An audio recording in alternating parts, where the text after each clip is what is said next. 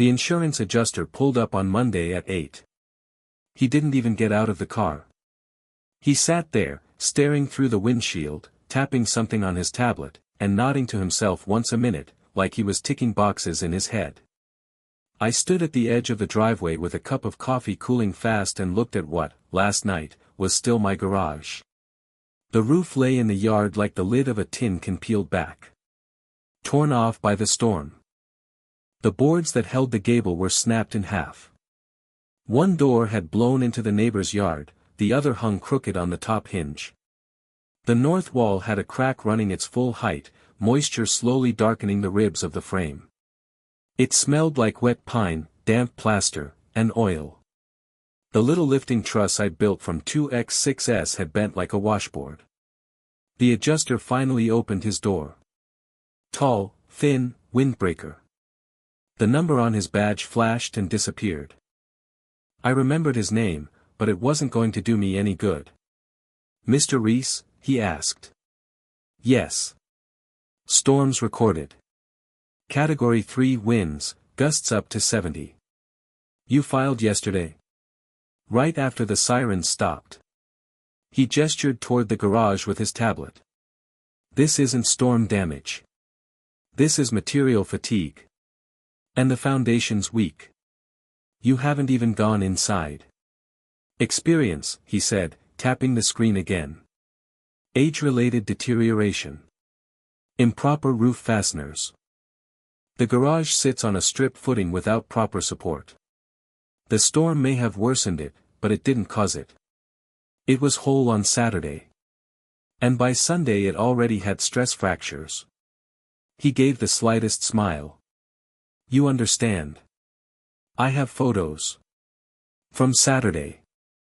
Roof intact, doors straight. Photos," he scrolled. "Okay. Upload them in your portal. I'll mark this as preliminarily denied. Then it goes to review." He didn't measure anything. Didn't pull a tape. Didn't look at the rafters where the wind had ripped nails clean with their heads.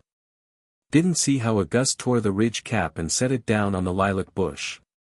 He thanked me, got in, hit the blinker, and drove off. I stood there with cold coffee, staring at the dark rectangle in the dirt where a building should be, and wondered how a stranger could tell you you'd held something wrong. I built that garage with my father-in-law 12 years ago. Heat, dust. I knew every screw, every board we replaced when it wandered a quarter-inch off.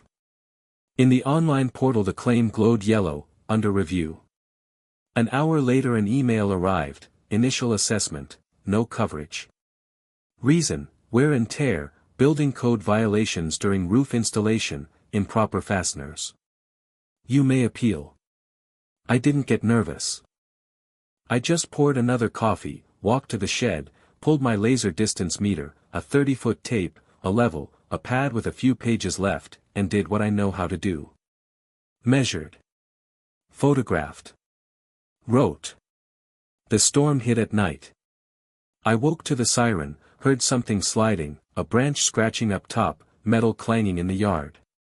When it quieted, I went out with the tire shop flashlight. Water rushed in the standpipe, some dull thumping far down the street, that was a transformer getting switched. The garage was already torn open. No one on the street except a dog chasing a sheet of plywood. I noted the time, 2:43. It was in the phone. I took a few pictures but didn't post them. The city asked people not to flood the network. In the morning I called the insurance. We have a simple policy on the house and outbuildings. The company's a generic name on paper, runs through a local agency. The agent knew me. We drank coffee at Maples when I re-registered the truck. He'd said then, if anything, call. I called. It's all set, he said. No big deal. Our adjuster will come out. A storm's a storm. On Monday the guy who didn't get out of the car showed up. I grabbed the moisture meter from the shed, the one I bought when the tub was leaking. Pushed the pins into the cracked wall. High moisture at the bottom, almost normal at the top. Logged it. I took the cover off a receptacle and saw how water had traveled the cable. The photos showed what was wet. I remeasured the footing, shot the longitudinal crack, fresh, the color of cement dust hadn't darkened yet. I showed rusty nails bent all at once, not wobbled loose over years. I stuck blue painter's tape on every key point with a number. Then I sat at the kitchen table, opened the laptop, marked everything on the pictures with red arrows and labels. Tear out along wind direction. Nail head sheared by gust. Fresh break, light color. Plain words, no jargon. That evening my son and I drove to the hardware store. I bought a new level, another tape, a marker, staples for a temporary batten, and poly sheeting to cover the mess. On the way out we grabbed sandwiches at the coffee shop. I didn't talk money. I said, we'll wait for the official decision. If needed, we'll secure it ourselves. He nodded. Steady kid. Community college, auto program. Tuesday brought the final. Denial upheld. Basis, wear, non-compliant fasteners. You may appeal within 30 days. The adjuster's report was attached. 3 pages. 10 photos, none taken on my property. I looked through them. A different garage with different doors, different apron, even a different paver color. The caption said, example of material fatigue. Not specifics. A handful of boilerplate lines, evidence of aging lumber, fasteners non-compliant. No dimensions, no citations to local code. I called the agent I'd had coffee with at Maples. What is this? I asked. Oh, it's standard. They write, denied, to filter the pile. Anyone who cares appeals. Don't worry. He never stepped out. They have their protocols. File the appeal, Joe. Add photos. I'll put in a note from my side. I didn't argue. When someone says, standard, I listen harder. Standard is someone's convenience. I wrote the appeal. No emotion. Please reconsider denial. Attached, before/after photos, measurements, tags, citations to local fastening requirements for roof elements. I'm no lawyer, but I'm a tech. I put an image and a number side by side. I let it sit a day. Reread. Cut the fat. Sent it. While I waited, I stripped the rest of the roof and tarped it so the tools wouldn't get destroyed. I recorded each step on video. I spoke to the camera the way I'd talk to my son, removing the panel. I see it tore free clean, not from rust. Here's the head. Fresh rip. Not corrosion. I didn't raise my voice. I just spoke. 2 days later a new voice called. I'm the senior field adjuster for the region. I'll take your case. Can we meet Friday at 9? Works. 2 guys came on Friday. The senior, and a junior with a camera on a strap. The senior had a gentle way of talking. I see you tagged all your points systematically. That's helpful. He walked the perimeter. Peered into the crack. Even pulled a tape. Short questions. Wind from the southwest. Yes. You have Saturday photos? I do. They were there 40 minutes. The junior shot a lot. The senior sighed sometimes. I didn't lead him, but I didn't disappear either. When they left, I felt a small click, like things were lining up. Monday brought another denial. The new document ran 6 extra pages. Wear and tear was replaced by fasteners non-compliant per roofing manufacturer specifications. I read it twice. They cited an instruction said I'd never had, wrong profile, different screws, different spacing. I called. The senior wasn't on the line anymore. A communications manager spoke, calm, the regional decision is final. You can hire an independent appraiser at your own expense. That's when something snapped into place. Independent appraiser, and right away I pictured that first guy who never left his car. His badge didn't have the insurer's logo. Just the contractor's name. I opened the photo and zoomed in.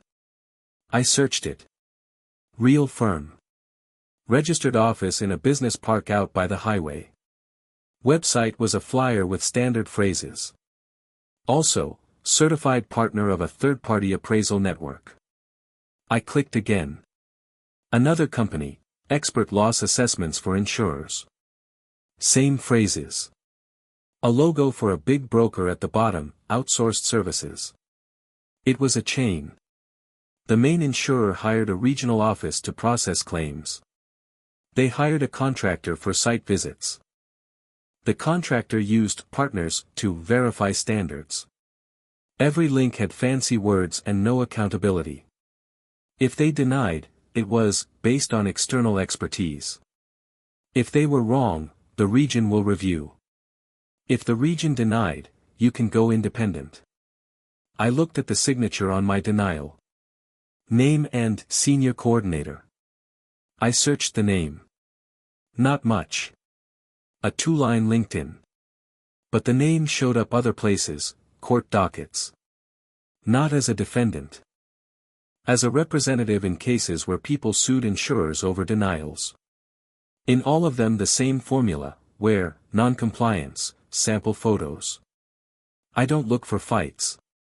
But when I see a template, I start measuring it. I did what I do at work, drew a diagram on paper.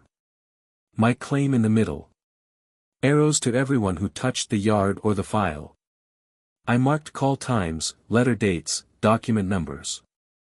In a separate column, discrepancies, how they named the screws, which instructions they cited, which dates they mismatched.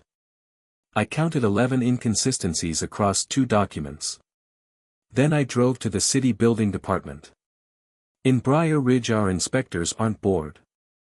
2 people cover the whole district. I booked online and showed up with a folder. I'm not here to get anyone fined, I said up front. I need a formal letter. That my garage met code when it was built. And that a storm could cause these types of damage. The inspector, older guy with eyes that don't like empty talk, looked at my photos and said, I won't write, could cause. I can write, typical damage patterns from gusts at this level and, fasteners used in accordance with codes in effect at the year of construction. If it's true. It is. Leave me copies. A week later the letter was ready. Dry, with citations to the city code, free of emotion. I attached it to the second appeal. In that appeal I didn't ask them to understand. I asked them to amend the prior report. I listed 11 mismatches, 1 photo each, 1 code citation each. 4 days later the reply came. Your appeal has been reviewed. Decision unchanged. We recommend an independent assessment. That's when I stopped being soft. I called an independent firm that wasn't in that chain. They worked 1 county over and had a short page without big words. I gave them the summary. They gave me a price. I said okay.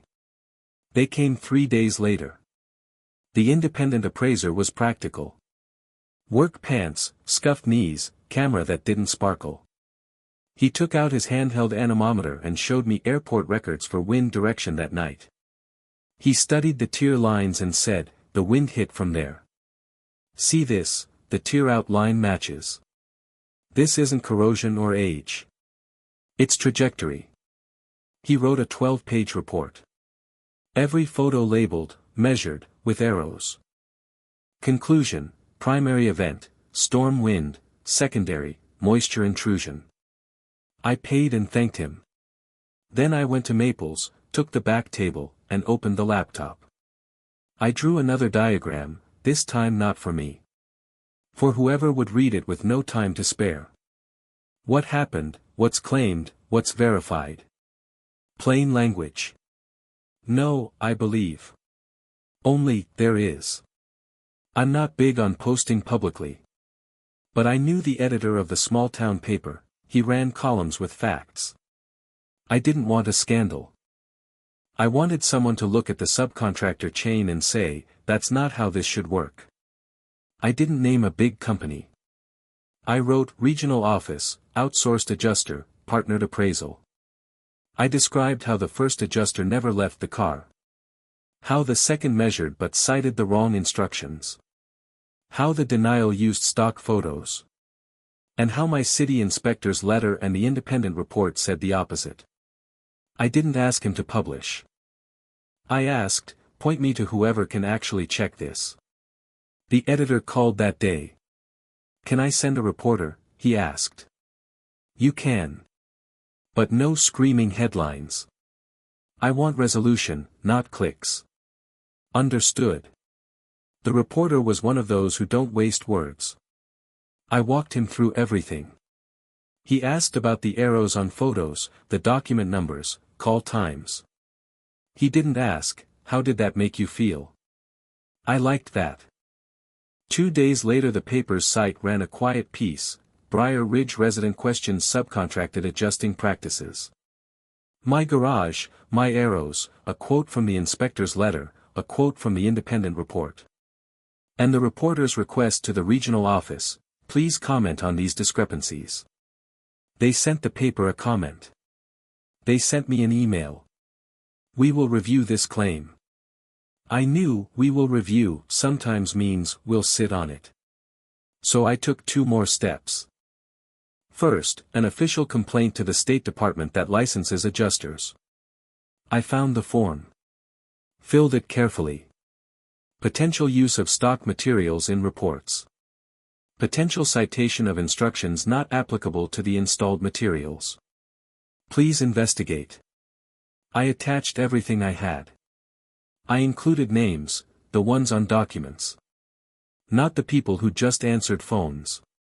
Second, a letter to the insurer's main office, but not claims. Compliance. That's where people sit who don't like risk. I wrote briefly, in your region there's a subcontractor chain that creates a conflict of interest. I have examples, documents, a publication. If you ignore this, I'll pass it on. I didn't threaten. I listed where, the state insurance ombudsman and the trade association that monitors practices. Public addresses. 3 days later a call came from an unfamiliar number. Mr. Reese, this is the Regional Compliance Office. We'd like to schedule an additional inspection with our in-house engineer. No intermediaries. When's good for you? Tomorrow at 10. Ms. Sloan will come. She holds a state license. Ms. Sloan showed up on time. Short, solid, with a backpack. She pulled out tools I like, a moisture meter, a level, a little hammer for sounding hollows. She looked at the crack the way a doctor looks at an X-ray. Measured. Wrote. Asked me to show the before photos again. Studied them. Did you have clips on the ridge cap? She asked. Yes. Right here in the box. 3 left. They tore out with the metal. You can see it. She sighed. That's enough. Enough for what? To classify this as windstorm damage. She looked at me evenly. Not everyone in our trade does the job. You'll get a letter. The letter came 2 days later. Revised determination, approved. Payment pursuant to policy. Additionally, independent appraisal costs will be reimbursed. I won't list numbers. I'll say it covered the work done right. No gold trim, no skimping where it mattered. The next day the paper's editor asked if he could add an update. I said yes. He wrote without fanfare, company reverse decision. At the end, 1 line, the state licensing department confirmed receipt of the complaint and has opened a review. Then silence. I didn't celebrate.